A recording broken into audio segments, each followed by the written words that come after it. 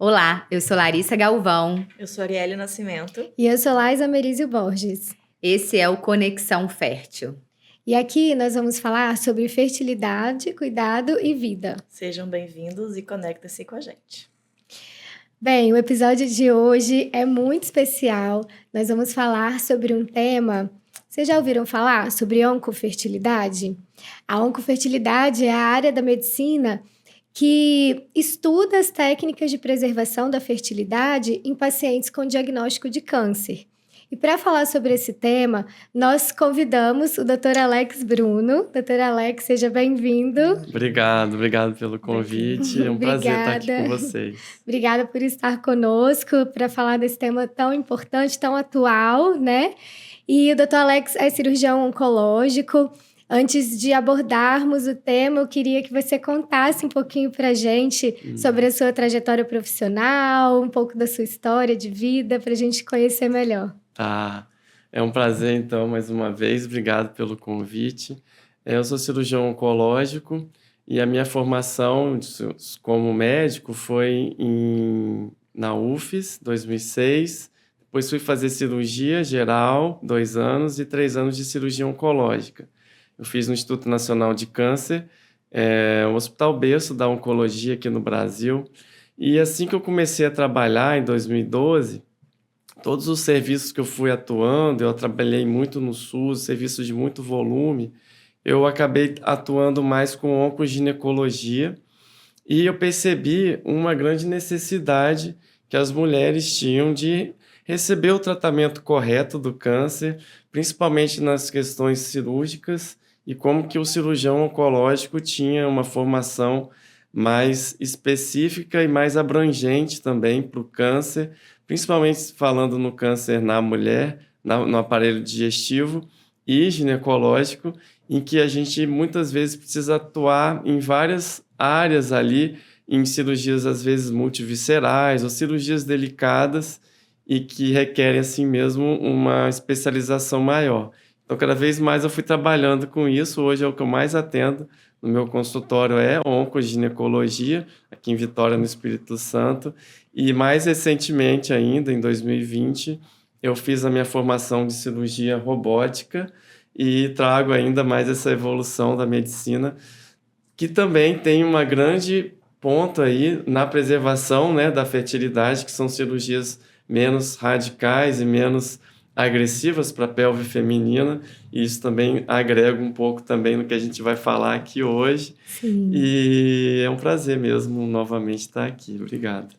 Que bom, né? Essa visão de preservar, né? Cada vez mais ela está presente, né? Cirurgias menos invasivas, menos radicais, mas nós sabemos que nem sempre é possível quando se trata de câncer, né, Alex? E o que nós temos visto é que o câncer tem sido diagnosticado com uma prevalência maior em pacientes mais jovens e um diagnóstico mais precoce. Isso é positivo por conta do rastreamento, né, em alguns tipos de câncer que são possíveis, como o câncer de mama. Em consequência, a paciente, muitas vezes, por ter tido um diagnóstico precoce, ela consegue obter cura, né? Fazer um tratamento, ter um bom prognóstico, e por ser jovem, ela vai querer uma qualidade de vida depois de passar pelo tratamento do câncer. E dentre as realizações que ela busca, está a realização do sonho de ter um filho. Então, nós sabemos que tanto as cirurgias quanto a quimioterapia, a radioterapia, podem danificar o tecido ovariano, né, o tecido gonadal, o testículo, de forma irreversível. Então, é justamente nesse ponto que entra, né, a oncofertilidade, que é o momento oportuno ali de nós indicarmos a preservação da fertilidade nesse perfil de paciente jovem e que tem um diagnóstico de câncer, né? Na prática, como que você faz essa abordagem? A paciente chega para você jovem, né, ou você dá o diagnóstico, ou ela já chega com o diagnóstico para que você conduza, né? Você costuma falar sobre a preservação? Como que você aborda a paciente nesse sentido? Tem que realmente alertar a população, né, que realmente existe um grande número de casos em mulheres jovens, né, com menos de 40 anos, principalmente, e tem estudos recentes, né, do BMJ Oncology, em 2023, soltou um estudo em que de 1990 a 2019 houve um aumento de 79% de casos de câncer em mulheres com menos de 40 anos. E isso implica também no aumento também da mortalidade, em até 30%. Então, e isso, se a gente projetar para frente, esses números acabam aumentando e tem muito a ver com a modernidade, né, dos últimos meio século para cá, né, em que as pessoas estão mesmo num ritmo de vida mais turbulento, as pessoas estão com um nível aí de estresse também, sedentarismo, obesidade, alimentação, déficits assim também de alimentares decorrente à alimentação moderna, com industrializados, a própria mulher, né, que está deixando para ter filhos em idade mais avançada, ou não tendo os filhos, às vezes cresce o número de mulheres nulíparas, né, Sim. e que não têm seus filhinhos, e isso tudo somado, né, à poluição, tabagismo, a álcool e dieta baixa em fibras, tem aumentado aí, infelizmente, um número de casos em mulheres jovens. Então, cada vez mais, como você falou, eu atendo lá no meu consultório mulheres jovens que ainda não completaram a sua prole ou mesmo não tiveram seus filhinhos ainda com diagnóstico de câncer, né? Então, é sabido aí, né, e a Sociedade Americana de Oncologia Clínica, ela alerta, né, que toda mulher, nesse cenário, precisa receber um suporte da medicina reprodutiva, né, um aconselhamento reprodutivo antes mesmo de iniciar o tratamento como uma conduta essencial. Todo paciente que recebe um diagnóstico de câncer, ele passa por um planejamento, que é o que a gente chama de estadiamento, para a gente entender como é que a doença está no corpo e daí para frente a gente vai fazer o tratamento. Nesse período em que ela está fazendo o estadiamento, os exames todos para começar o tratamento, é uma grande janela de oportunidade que ela também tem que ser incluída para fazer, de fato, a consulta com o fetileuta e sim descobrir ali quais são as possibilidades frente à doença que ela tem de preservar sua fertilidade, a sua escolha, né? E mundialmente, somente 30% a 50% dessas mulheres recebem mesmo essa orientação. E no Brasil, esse número é menor, é 25%, ou seja, 1 em cada 4 recebem adequadamente essa possibilidade, né, essa orientação de preservar sua fertilidade, e 75%, né, 3 em cada 4, não recebem nenhuma orientação, né? Então, como isso é importante para a mulher. Por que você acha que isso acontece ainda? É uma questão, né? Porque nós vemos na literatura, né, que as técnicas de preservação da fertilidade são seguras, não há dúvida quanto a isso, né? Elas não atrasam o início do tratamento do câncer, elas não pioram o prognóstico da doença. Os hormônios que nós usamos hoje, nós temos como associar com medicamentos que mantêm os níveis de estradiol em níveis praticamente fisiológicos. Então, isso, né, não é um risco, porque antes havia esse temor em relação ao uso de hormônios, né? Mas hoje essa realidade mudou. A principal complicação, que é a síndrome do hiperestímulo, hoje nós temos protocolos de medicamentos para evitar essa complicação e praticamente zerou, né, a complicação nesse sentido. Então, não tem uma justificativa, né, para não indicar. nós não sabemos se a paciente vai conseguir fazer o tratamento por conta de custo, por conta de talvez estar muito abalada emocionalmente com a notícia, com tudo que ela precisa fazer, né, para iniciar o tratamento do câncer, e está muito focada naquele momento em resolver a doença, isso é fato. Mas a orientação precisa ser dada, é nosso papel como profissional de saúde, dar a orientação, dar a possibilidade para a paciente escolher, né? Há pouco tempo eu dei uma palestra para oncologistas, eu fiz essa pesquisa e vi esse número e eu fiquei um pouco preocupada, pensativa nesse sentido, assim. Você acha que é medo ainda de demorar, dos hormônios, enfim? Eu acho que é um somatório, assim, tem a ver com o próprio paciente, né? Então, esse podcast é importante para alertar as mulheres mesmo, né? Sim. Porque é a informação que passa de uma pessoa para outra, né? Sim. E eu acho que é cultural, né? Tem um estigma do câncer, das pessoas acharem mesmo, poxa, eu tenho câncer, então é o fim. Sim. Né? Ainda tem muito isso, mas a gente sabe que 85% das mulheres jovens que fazem tratamento do câncer vão estar vivas nos próximos 5 anos.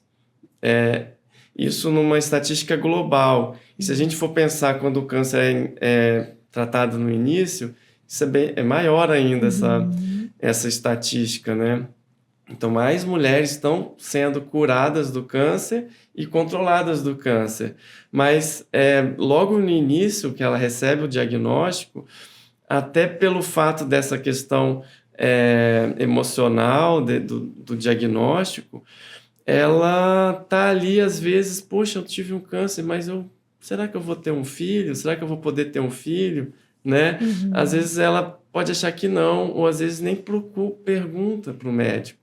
Né? Tem a parcela dos médicos, como você falou, que ainda tem medo, que ainda desconhecem, que ainda não estão buscando esse assunto no consultório. Né? Tem uma estatística que fala que algo em torno de 60% dos profissionais hoje de oncologia estão ligados e estão realmente focados em dar essas informações para os pacientes.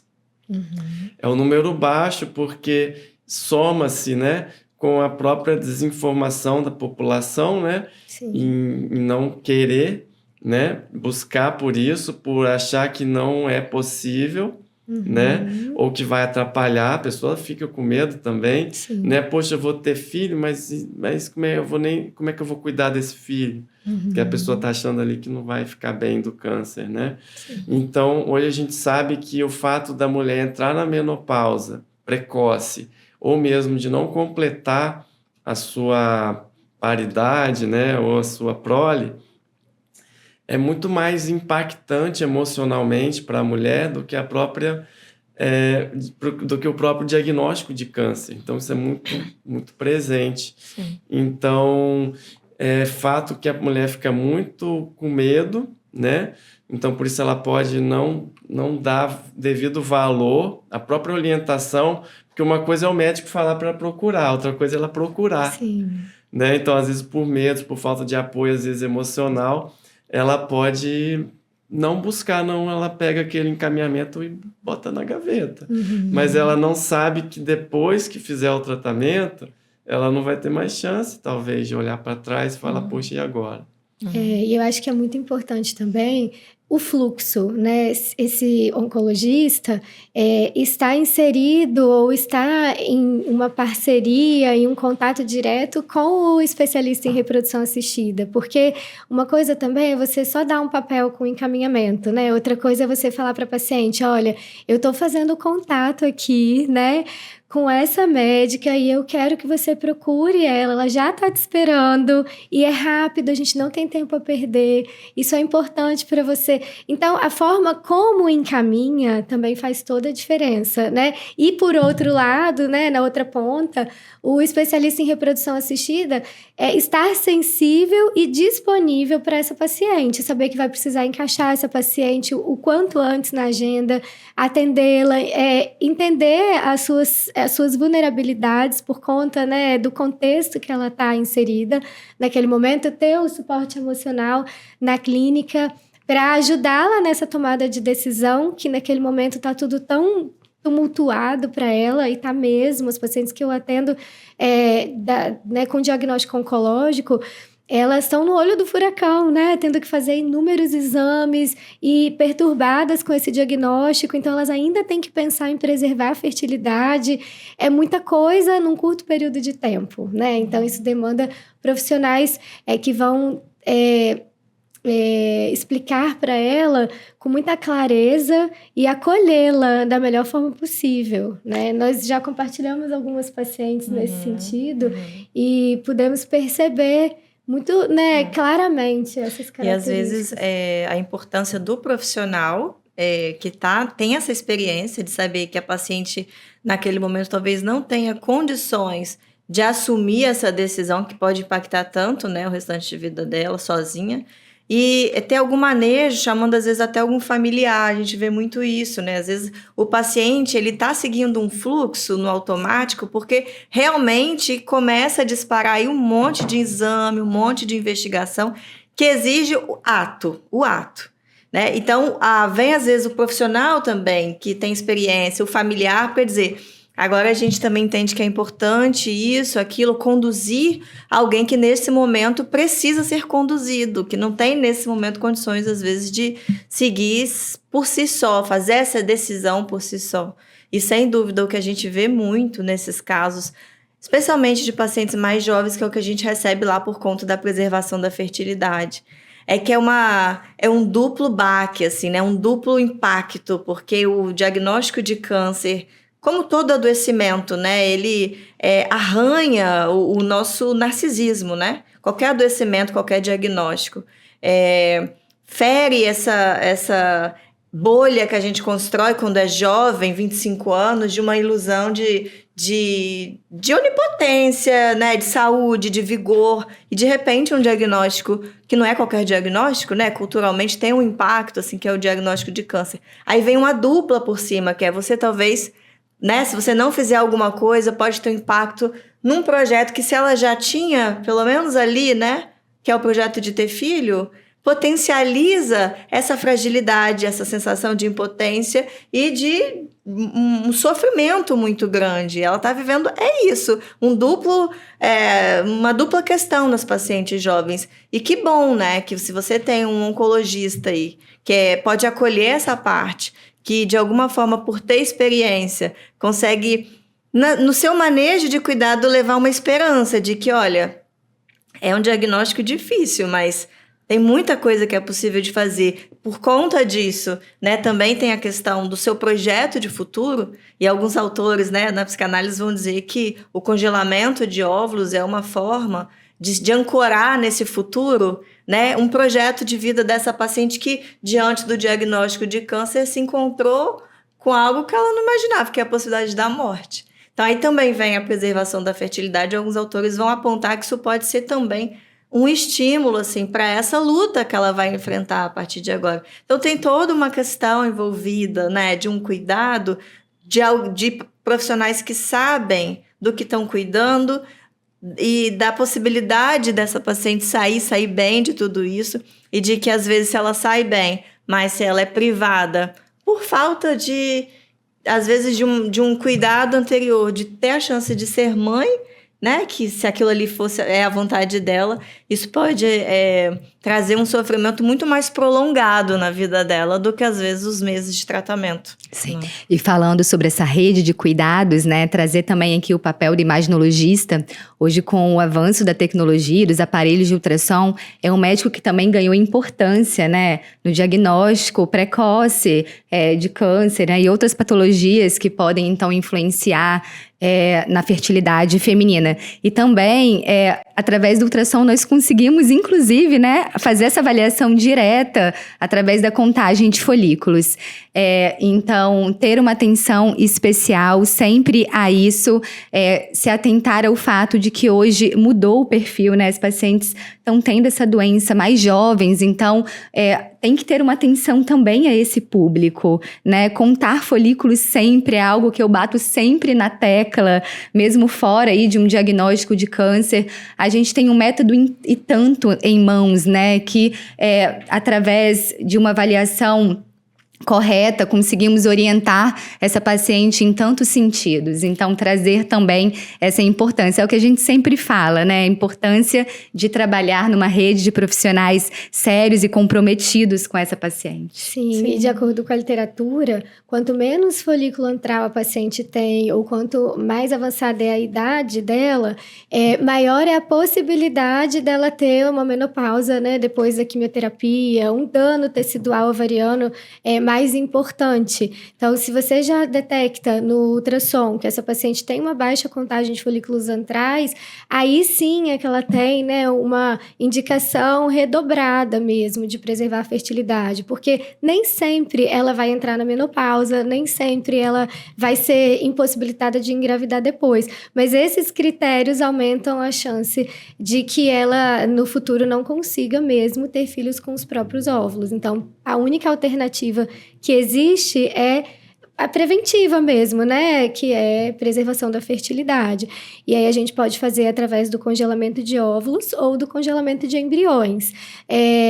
Essa é uma questão que a gente sempre avalia o contexto, né? Quando a paciente é jovem, muitas vezes nem é casada, ela vai com os familiares. É muito comum receber pacientes muito jovens com o pai e a mãe. Para tomar essa decisão, muitas vezes são as pessoas que vão custear o tratamento, né? Para a paciente, e aí sim, é o congelamento de óvulos mesmo. Nós sabemos que hoje não precisamos mais esperar a paciente menstruar para iniciar o tratamento, ela pode começar em qualquer momento do ciclo menstrual, e isso é excelente para que a gente poupe o tempo, né, que tempo é ouro para o tratamento de câncer.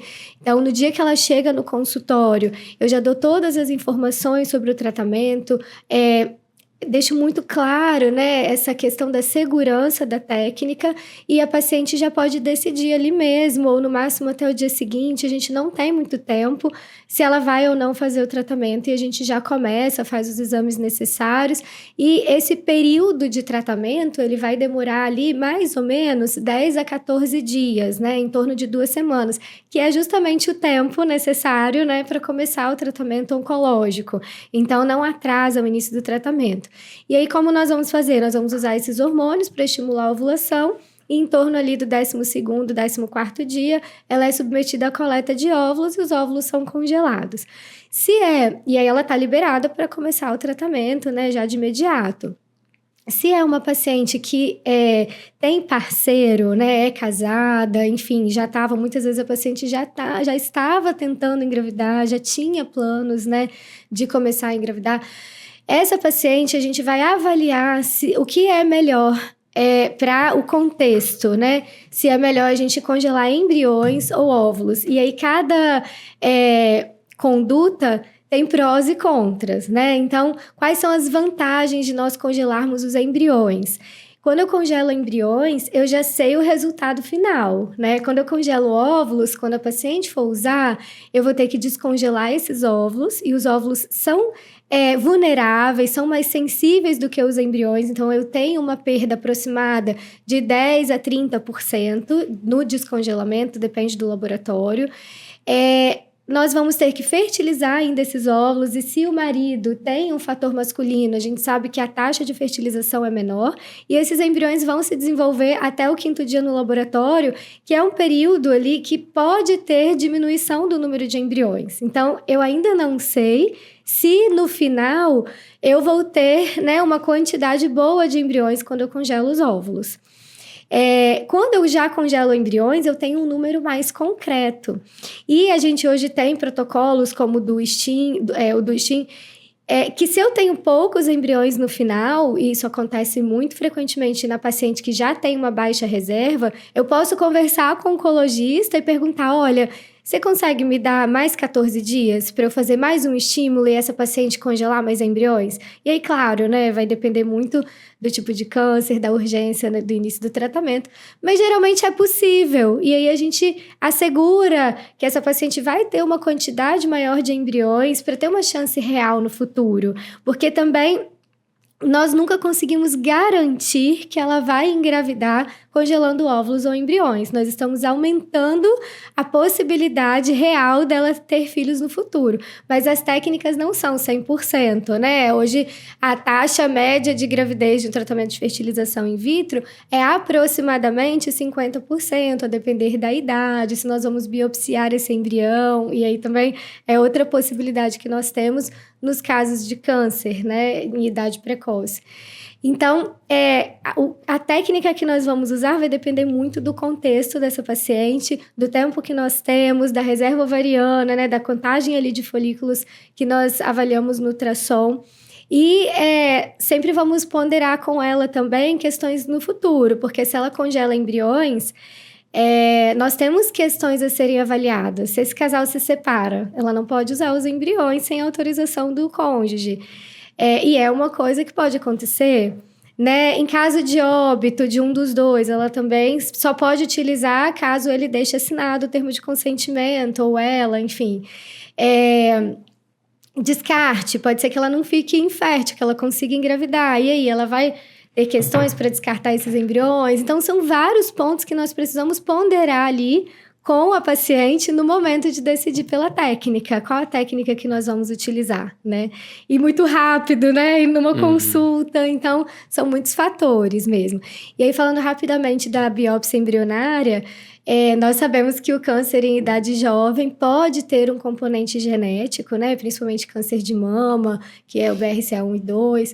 E os testes genéticos, eles permitem no embrião o diagnóstico genético para o câncer. Então, geralmente a paciente ela é aconselhada a fazer uma consulta, né, com o geneticista, é feito um aconselhamento genético, ela faz exames genéticos, e se ela tiver, mesmo que esse embrião já tenha sido congelado, porque às vezes os testes demoram um pouco, né, não tem problema, ela pode seguir o tratamento dela, oncológico. Quando ela for utilizar, a gente pode fazer a análise genética desses embriões e só transferir os embriões saudáveis. Então, é outra vantagem, né, da técnica de reprodução assistida. Que legal. Muita coisa. Muita coisa. E faz sentido o apoio dos profissionais, né? Para ajudar a mulher a tomar essas decisões. Então, intervalo pequeno, né? Sim. Então, como você falou, queria reforçar, não vai fazer diferença a mulher ficar aí 2 semanas esperando, né? Para começar o tratamento do câncer, porque isso coincide com os exames pré-operatórios, os exames de estadiamento. Então, no momento que você faz o diagnóstico do câncer, é importante sim já encaminhar para a medicina reprodutiva, justamente para começar, né? Começa o suporte psicológico, porque essa paciente vai sim, como você falou, lidar com decisões aí que para alguém que está passando pelo câncer parece uma coisa, uma coisa a mais, né? Mas ela precisa de apoio. Se ela tiver esse apoio, ela vai saber conseguir lidar com isso. Porque o que mais importa, né, para esses pacientes, né, quando a gente pensa aí no câncer, né, que o câncer desperta esse medo da morte, né, mas que o medo da morte nesses pacientes acaba despertando nelas a vontade de viver, né, a vontade de fazer o que precisa ser feito, né, não com relação à cura, mas com relação à sua vida, né? Sim. E como que é importante esse planejamento, né? E tem questões mesmo que ela não vai poder lidar ali naquele momento. Saber se ela vai estar casada ou não daqui a um tempo, né? Quem é que sabe, né? Sim, existe uma taxa grande de divórcio após o tratamento, principalmente aí nesses casos de câncer na mulher, né? Então, ela vai saber lidar com isso, principalmente se ela tiver apoio aí devido, né? Aí você falou na questão da menopausa, né? Até 30%, 40% das mulheres entram mesmo em menopausa depois do tratamento com quimioterápicos, né? E nas mulheres que começam uma quimioterapia, a maior parte delas entra assim a menorreia, elas param de menstruar. E as mulheres com menos de 35 anos têm uma chance maior de voltar a menstruar no período aí, normalmente aí de 2 anos após o término da quimioterapia.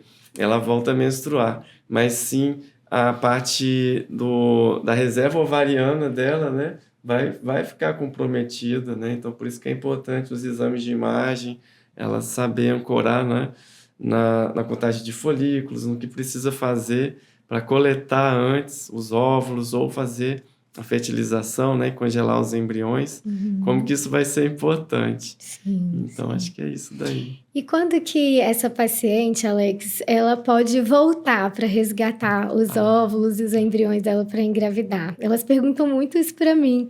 E é muito variável, né? É muito variável. Então, os estudos que tem mais... os maiores estudos são para câncer de mama, porque é um tipo de câncer muito comum nas mulheres. Então, eu sempre falo para as minhas pacientes, né, aquelas que têm câncer, algum tipo de câncer muito comum, né, existe uma vantagem também de você ter um tipo de câncer que é mais comum, porque como tem muita gente, tem mais estudos, tem mais padronizações. Sim. Então, para câncer de mama, é 1 ano e meio a 2 anos e meio após o tratamento, e mesmo para aquelas mulheres que fazem a hormonioterapia, é seguro, hoje já tem estudos provando que não tem uma piora no prognóstico, ou seja, no resultado do tratamento oncológico, com essa pausa, né, de cerca de 2 anos na hormonioterapia, numa paciente que precisa, para ela ter o filhinho dela e depois ela volta com a hormonioterapia, né? Que às vezes fica 5, 10 anos com hormonioterapia, isso influencia na fertilidade. Então, principalmente para câncer de mama, tem muitas padronizações. E aí a gente extrapola para os outros tipos de câncer, tá? E sim, se a gente for pensar numa paciente, a gente tem que identificar e pormenorizar cada caso, vai ser um caso. Os casos iniciais vão ter menos chances de ter uma recidiva. Os casos mais avançados, a gente vai ter que lidar com isso, com essa possibilidade. E sim, se a gente for pensar em recidivas do câncer, numa estatística global, 75% das recidivas, quando acontece da recidiva, elas ocorrem nos primeiros 2 anos. Então, veja, se a gente espera 1 ano aí para a mulher engravidar e ela está sem doença nenhuma, né, por exemplo, ela já passou por uma grande fase aí, já tem um sucesso aí já, né, pelo menos um risco menor da doença recidivar. Sim. Então, é saber lidar com isso, né, e hoje também, né, até 0,1% dos casos de câncer são diagnosticados em mulheres grávidas, né? E isso tem relação, né? Quando a gente fala mulher grávida e câncer, a gente está considerando o tempo da gestação mais 12 meses após o parto. Então, cai na estatística aí até 0,1% das gestações. É um número considerável, né? Normalmente é melanoma, câncer de mama, câncer de colo de útero e os linfomas e as leucemias. São os tipos de câncer mais incidentes nas mulheres gestantes.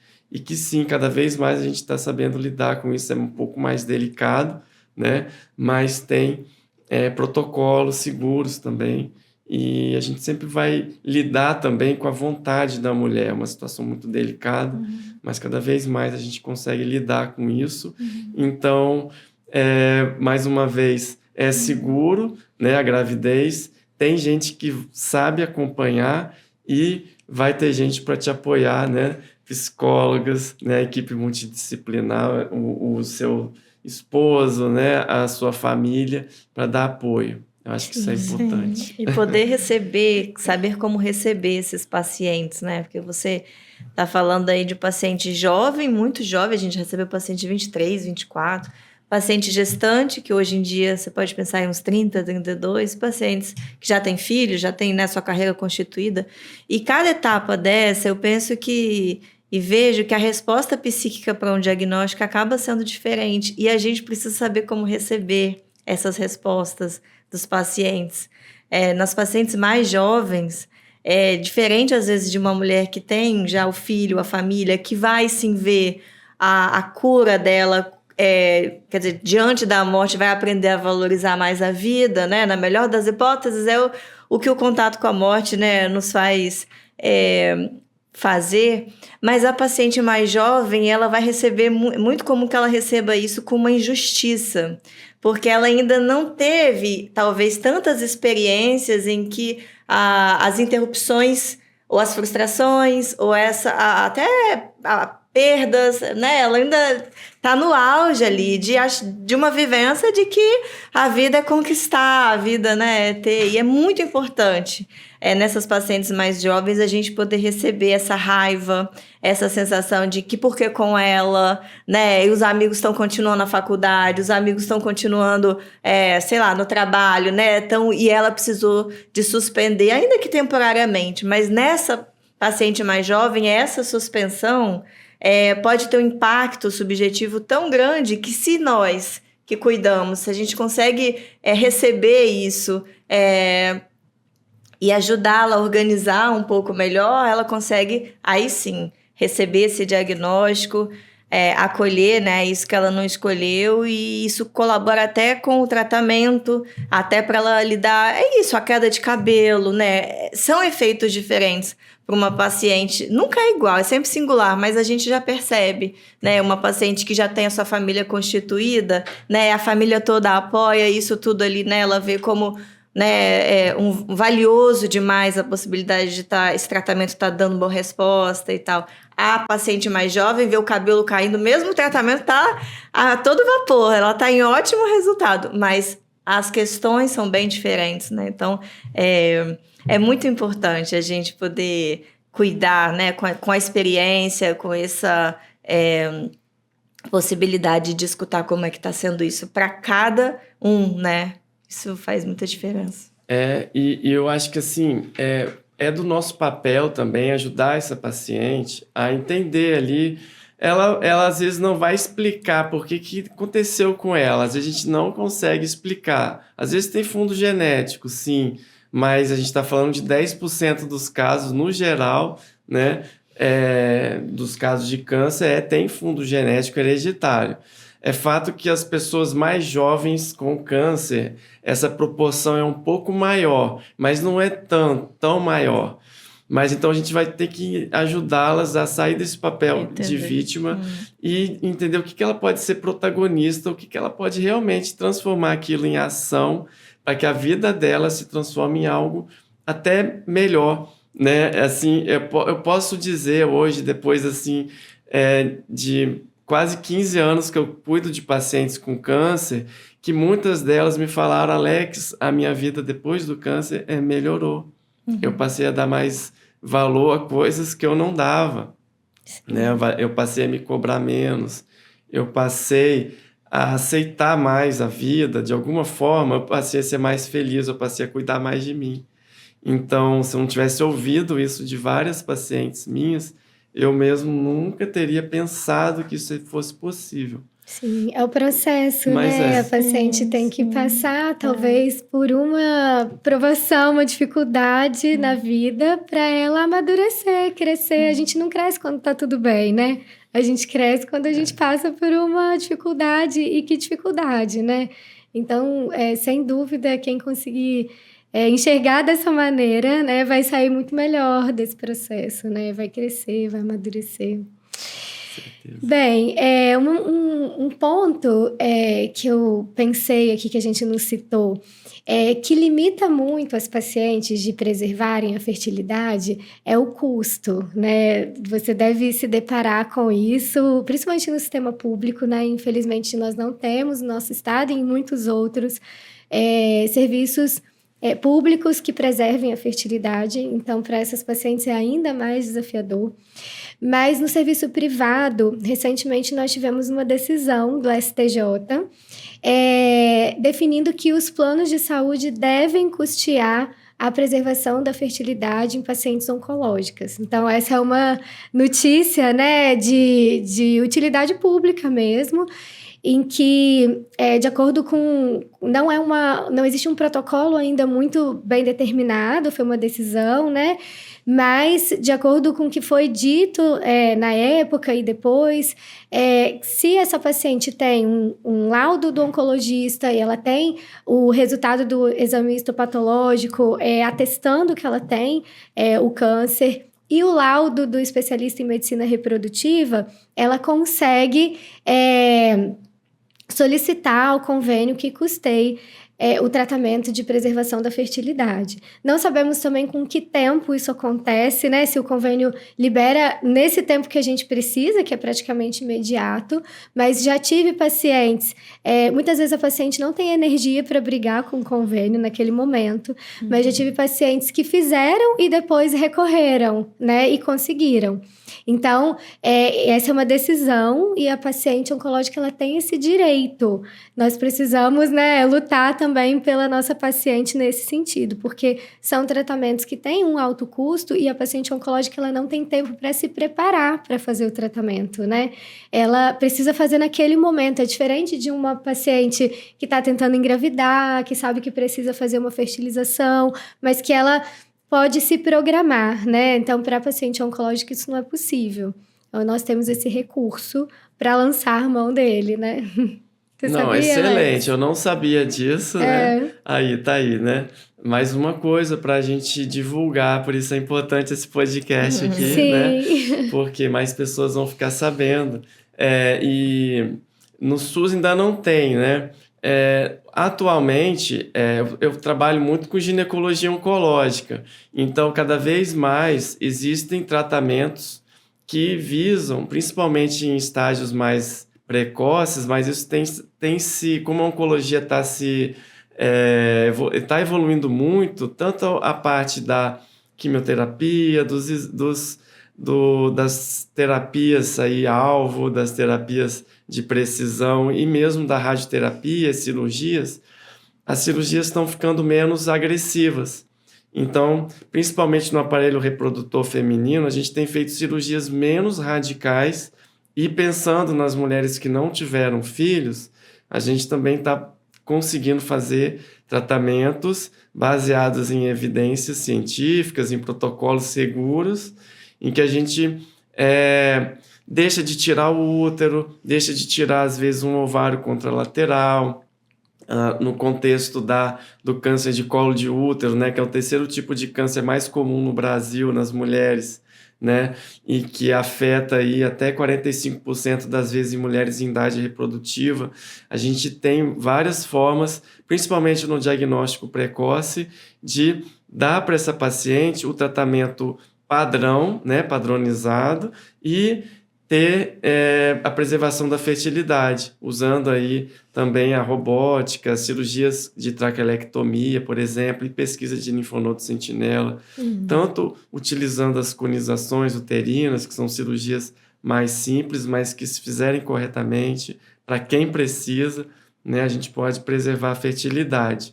Isso a gente já consegue fazer para as mulheres, isso no SUS ou no plano, mas saber que essa mulher que tem risco, né, e que ela tem plano de saúde, ela recebeu o diagnóstico de câncer e que ela já pode ir para o seu médico de reprodução, especialista em reprodução humana, já sabendo que tem uma cobertura pelo plano de saúde prevista aí por lei, né, por decisão, isso impulsiona ainda mais, né? Sim. Então, acho que esse papel de divulgar é fundamental. Sim, e você falou do câncer de colo de útero, né? Muitas vezes é possível fazer a cirurgia conservadora e em outras vezes não, né? Eu lembro que a gente até compartilhou um caso no Hospital das Clínicas de uma paciente jovem, não sei se você vai lembrar que são muitas pacientes lá, né? Lá eram muitas pacientes. Mas era uma paciente jovem com câncer de colo de útero que não tinha filhos e que ela iria precisar fazer esterectomia e muito provavelmente uma esterectomia ampliada, né, em que talvez precisasse tirar os ovários.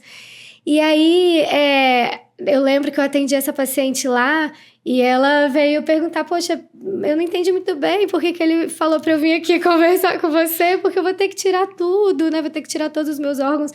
E aí, né, eu fui explicando para ela que era possível a gente fazer o congelamento dos óvulos antes de tirar os ovários, se precisasse, né, nós não sabíamos, ia ser decidido talvez ali na hora da cirurgia, e que era possível ela ter um filho biologicamente dela mesmo que fosse necessário a esterectomia, através da gestação de substituição. Então, a medicina reprodutiva também tem, né, uma solução para esses casos. Se a paciente precisar tirar o útero, ela deve sim preservar a fertilidade dela, se ela tiver um bom prognóstico, né, de poder engravidar no futuro. Porque depois, de acordo com a resolução do Conselho Federal de Medicina, uma parente de até 4º grau dessa paciente ou dela e do cônjuge podem gerar o filho para ela, né? Desde que ela tenha condições orgânicas, psíquicas, que ela tenha um filho vivo. E não pode ter interesse comercial, né? Tem as regras, mas é sim possível a gestação de substituição, né? Que é delicada, né? Mas que é possível que a gente conduza, que a gente deixe claro os papéis quando a paciente desejar ter filho e estiver apta a esse tratamento. E aí essa paciente era uma paciente lá do Hospital das Clínicas, então ela acabou não conseguindo fazer pela questão do custo mesmo. Mas ela não sabia, né? Foi uma notícia completamente nova para ela, né? E ela acabou não conseguindo fazer, infelizmente. Mas ela se interessou, né? Então, esse limitante aí do custo mesmo, infelizmente. Eu lembrei do caso. Lembrou? Sim, lembrei do caso, sim, foi bastante delicado. Sim, lógico, a gente sempre vai pensar na mulher, né, na vida dela, né, ela precisa, sim, é a vida dela, né, o máximo que a gente puder oferecer para ela de cura, né, a gente vai oferecer. Então, o que às vezes a gente não consegue preservar tem muito a ver com o estadiamento da doença, né? E aí, sim, não vai ser seguro a gente, a todo custo, fazer algum tipo de preservação. Nessa mulher, ela fez a esterectomia radical. Uhum. Eu fiz a transposição ovariana, então eu consegui conservar os ovários dela e suspendi eles por um campo acima da pelve, que sim, ela precisando fazer a radioterapia, polpa, né, que a radioterapia é aplicada ali na pelve, né, dependendo da dose, e essas doses aplicadas para câncer, elas costumam gerar a menopausa precoce e depressão da reserva ovariana. É mais difícil coletar nesse cenário, né, mas não é, talvez, impossível, né? Não, e tem técnica também de coletar via transabdominal, né? Se tiver muito alto o ovário, dá para fazer transabdominal. Então é possível. É possível. E sempre é bom mesmo antes, né? Sim. Porque é ali onde ela tem a maior chance, ela ainda não foi submetida à cirurgia, sabe? Lá na hora da cirurgia precisa de tirar por algum motivo. Exatamente. Aí essa discussão acho que foi pertinente, porque no fundo, para ela foi importante para ela entrar para aquela cirurgia ali num estado emocional assim, não, isso aqui pelo menos eu fui ver. Sim. Então acho que é um grande convite aqui desse podcast, da mulher, pelo menos ir lá ver. Sim. Se é para ela, se ela quer discutir, ver, porque às vezes uma coisa que não é palpável para ela, né? Ninguém é médico, né? A gente é médico, a gente sabe, é mais palpável, mas para a mulher ali que, né, não sabe, né, mesmo que ela tenha um nível socioeconômico alto, né, sociocultural alto, não é médica, né? Exatamente. Então não custa uma consulta para assentar aquele conhecimento ali. Sim. E assim ela vê. Sim, para ela ter uma informação de qualidade e avaliar diante das informações corretas qual vai ser o caminho que ela vai decidir seguir, sem dúvida.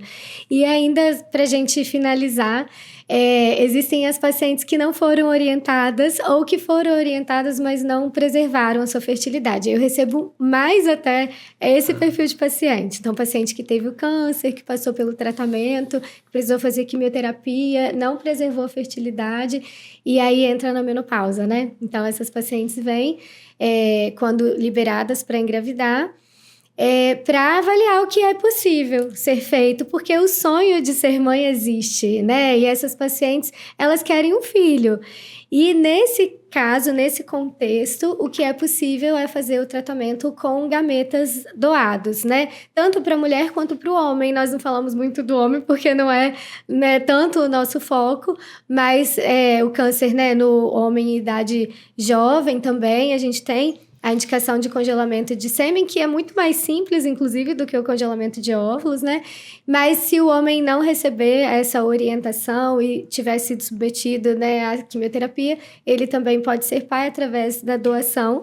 E a gente faz o tratamento de fertilização in vitro usando óvulos de uma doadora. Como essa mulher tem o seu útero, ela é capaz de gerar o neném e estabelecer todo o vínculo da gestação, do parto, da amamentação e realizar esse sonho que, como nós colocamos aqui, né, é um sonho tão transformador, tão único na vida da mulher, né? Ah, é uma coisa linda. Eu tenho 2 filhos, né? O Lucas, de 9, a Luísa, de 6. Então, assim, foi uma época realmente... É mágico, né? Tudo ali é uma coisa, assim, muito linda. Sim. Então, assim, a gente tem que ajudar, dar apoio para essas mulheres, ver essas opções, né? Às vezes até a mulher que tirou o útero, né? Hoje ainda não é ainda um protocolo, são protocolos que estão começando, né? Até de transplante de útero, Sim. né? O primeiro caso foi realizado em 2000, em Israel, até conseguir fazer um transplante que a mulher gestasse e o neném nascesse, levou aí 13 anos. Na Suécia fizeram 9 casos, e aí em 2014 foi o primeiro caso que nasceu uma gestante de um útero transplantado. Né? Olha que coisa interessante. Então, a diferença dessa mulher que recebe o útero transplantado é que depois que ela termina as gestações, ela ou para a sua imunoterapia lá, né, para não ter rejeição. Para não ter rejeição, e depois ou tira o útero, né? Então, ela exerce ali uma possibilidade, né? Hoje, no Brasil, já foi feito, né, esse tipo de transplante em 2016, se não me engano, na USP. E eu acho que é um campo que vai crescer, né? E hoje também para as mulheres que vão fazer radioterapia pélvica, câncer de reto, câncer de canal anal, bexiga, sarcomas, elas também têm a opção, existe a opção, o mesmo câncer de colo de útero, que a gente chama de fazer transposição uterina, ou mesmo a ventropexia ali do útero. São cirurgias ainda em campo experimental, que não é feito ainda como protocolo disseminado, mas que já mostra ali alguns resultados. E como eu falei, a medicina está evoluindo muito, né? Sim. Então, as próprias técnicas de radioterapia estão conseguindo poupar os órgãos adjacentes, né? Então, você falou no homem, né? Eu lembrei de um paciente que eu operei lá em Belo Horizonte, depois que eu terminei minha formação no INCO, ainda fiquei 2 anos lá na Santa Casa de Belo Horizonte, já como cirurgião oncológico. Eu fiz uma cirurgia num rapaz de 22 anos, ele tinha tido o diagnóstico de um câncer neuroendócrino de cóccix, que tinha se espalhado para as ínguas abdominais, pélvicas, retoperitoneais, e eu precisava fazer uma cirurgia nele para retirar as ínguas. Então, a cirurgia demorou 11 horas. Foi uma cirurgia que eu tirei, assim, várias ínguas abdominais, inguinais. Tinha uma no glúteo também, eu virei esse paciente, desvirei. Uma cirurgia trabalhosa. E eu preservei nessa linfadenectomia o plexo dele simpático, o plexo ali responsável para a ejaculação, que uma das complicações de uma linfadenectomia retoperitoneal para testículo, por exemplo, né? O testículo é um tumor raro no homem, né? 1% dos casos de câncer no homem é de testículo, mas sim a gente tem que dar atenção que esses são os pacientes, né, que estão em risco, né, de prejudicar, né, sua fertilidade com o tratamento. Mas esse paciente em específico eu consegui preservar, né, essa função dele, da ejaculação. Ele também acabou fazendo radioterapia. Esse paciente está vivo até hoje, tá? E agora, né, devido a essas questões, ele ainda faz quimioterapia, é um tumor ainda, sim, que ele tem que cuidar, né? Mas ele é veterinário no interior de Minas, ele trabalha, é uma pessoa, assim, que realmente é um grande exemplo, né? De como que ele lidou com a doença, né? De quão positivo foi também a mentalidade dele. E hoje ele está congelando, né, o sêmen dele, né, e está atualmente participando de um programa lá de Minas, né, algum tipo de programa, né, para fertilização in vitro, né, não sei se tem um custo menor ou mesmo um incentivo, em que ele está, né, ele já congelou alguns embriões, está tentando, já fez uma fertilização, não deu certo, mas vai continuar e vai ter a possibilidade de ter o filho dele. Que legal. Né? Olha que coisa linda, Nossa. né? Então, acho que é isso. Tanto para o homem quanto para a mulher Sim. é uma realização. Nossa, com certeza. Assim, você falou de técnica experimental, eu lembrei da preservação do tecido ovariano, né, que eu acabei não citando, mas que ainda está no campo experimental também, e que é uma solução para meninas, né, pré-púberes, que não podem ainda congelar os óvulos, podem recorrer ao congelamento de tecido ovariano, que está, assim, em amplo crescimento. Acho que muito em breve essa técnica vai ser incorporada à prática clínica mesmo. Mas que linda a sua história, Alex. Legal. Eu acho que essa é a nossa missão mesmo, né, fazer diferença na vida das pessoas. Sem dúvida, ele está, né, vivendo, e ele deve ser muito grato a você por todo o seu empenho aí na cirurgia dele. E agora, talvez, né, se Deus quiser, vai realizar o sonho de ter um filho. Então, ainda vai dar frutos, né? Muito essa sua dedicação. E eu vejo isso em você, Amém, né? O obrigado. profissional dedicado que você é. Via lá no Hospital das Clínicas, a forma como você atendia os pacientes, com um olhar atento, né? Dedicado. E com os estudantes também, os acadêmicos, os residentes, né? E é um grande prazer, assim, compartilhar paciente com você e ter essa troca aqui também, né? De experiência, de vida. Nosso podcast fica por aqui. Curtam, compartilhem com quem precisa desse conteúdo e até a próxima. Tchau, tchau. Tchau, tchau.